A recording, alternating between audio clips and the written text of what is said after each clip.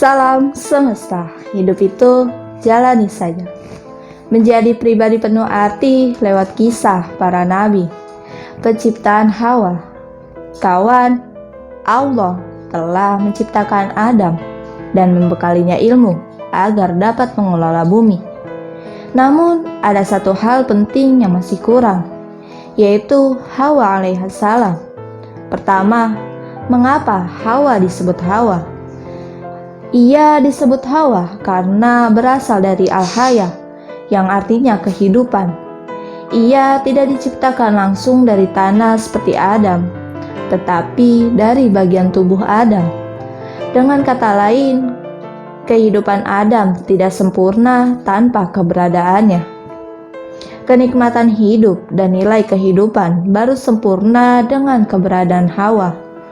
Pria dan wanita harus menyadari ini dengan baik. Kehidupan baru sempurna dengan keberadaan Hawa. Apakah kalian bisa memahami dan menghayati hal ini? Engkaulah, wahai perempuan, adalah kebahagiaan, cinta, harapan, kasih sayang, dan kekuatan. Percayakah engkau bahwa di belakang laki-laki atau anak yang kuat, pasti terdapat sosok wanita yang kuat pula. Kuat di sini adalah kuat mendorong ke depan. Orang pertama yang menjelaskan makna ini kepada kita adalah Sayyidah Khadijah radhiyallahu anha. Bayangkan, Jibril turun kepada Muhammad seraya berkata, Allah menyampaikan salam kepada Khadijah. Itu terjadi saat Khadijah akan wafat. Padahal Khadijah tidak pernah ikut berperang dalam satu pun peperangan. Beliau tidak pernah hadir dalam perang Badar, perang Uhud, dan perang Khandaq. Namun, apa yang dilakukannya sehingga mendapatkan penghormatan demikian rupa dari Allah Subhanahu wa taala? Beliau radhiyallahu anha mendukung dan membantu Nabi Shallallahu alaihi wasallam. Apabila Hawa merupakan ibunda pertama kita, demikian pula halnya dengan Sayyidah Khadijah radhiyallahu anha.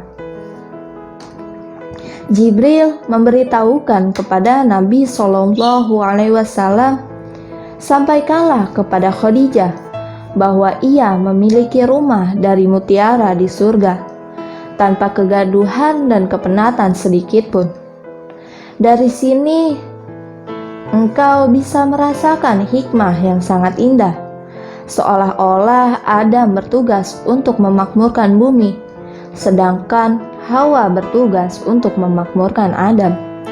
Engkau, wahai wanita, yang memberi kekuatan dan kehidupan kepada kaum Adam.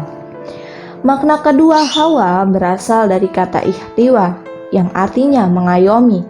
Engkaulah, wahai perempuan, yang mengayomi Adam, yaitu putra, saudara laki-laki, ayah, dan suami, sehingga mereka mampu memakmurkan bumi.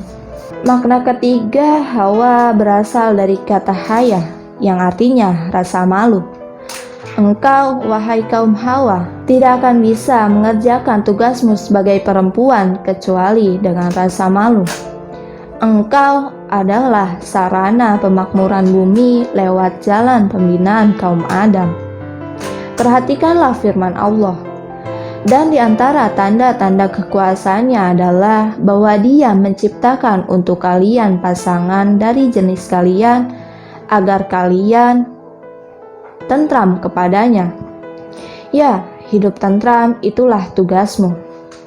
Apakah yang dimaksud dengan hidup tentram? Engkau duduk di rumah dan menunggu kepulangan suami? Tidak. Tetapi peranmu jauh lebih besar daripada itu. Engkaulah yang mendatangkan ketentraman, ketenangan, dan kasih sayang di muka bumi. Tugasmu bukan hanya di rumah, tetapi di semua tempat. Seandainya hanya di rumah, tentu Hawa diciptakan setelah Adam diturunkan ke bumi. Nyatanya Hawa diciptakan di surga sebelum Adam diturunkan ke bumi dan siap menjadi khalifah. Hawa diciptakan agar menyiapkan Adam untuk tugas ini. Lihatlah sejarah para nabi. Engkau akan dapati bahwa wanitalah yang mencetak orang-orang besar.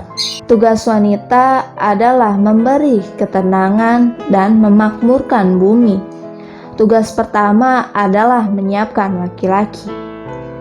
Tugas kedua adalah menyertainya dalam melakukan perbaikan.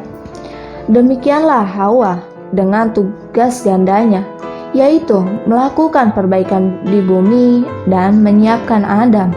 Perhatikanlah kisah Nabi Musa alaihissalam.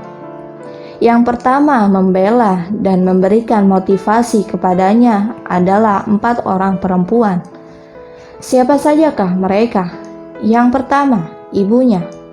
Kami berikan petunjuk kepada ibu Musa. Susuilah dia. Apabila kamu khawatir terhadapnya, jatuhkanlah dia ke sungai Nil. Janganlah kamu khawatir, dan jangan pula kamu bersedih hati.